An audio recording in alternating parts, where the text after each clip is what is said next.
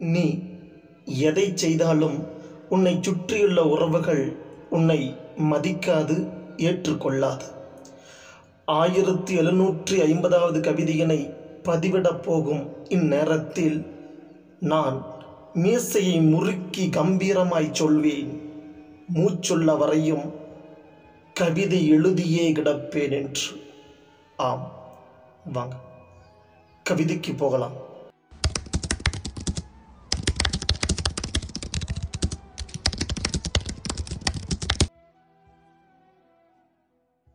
யாரும் என்னை உறங்கிவிட்டதாய் எண்ணிட வேண்டாம். உறங்காமல் போராடுகிறேன் எழுத்தோடும் கவிதையோடும்.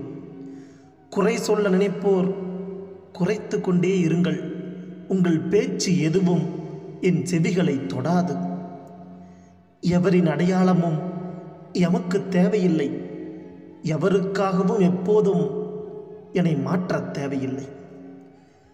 துவண்டு போகும் கவிஞன் நானல்ல உறவுகளே, துவண்டு போகும் கவிஞன் நானல்ல உறவுகளே.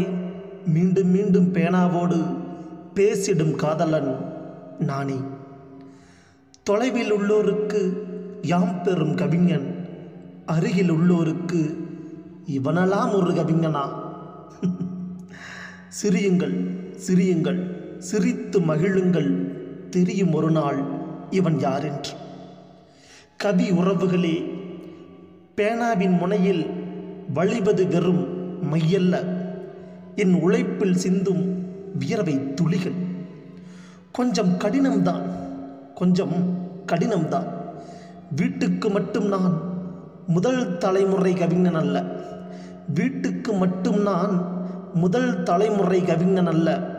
ஒரு கிராமத்துக்கே நான் முதல் தலைமுறை கவிஞன். ஆம், எனவே எதிர்வரும் விமர்சனங்களை எரித்துதானாக வேண்டும். எல்லாவற்றையும் கடந்து சாதித்துதானாக வேண்டும்.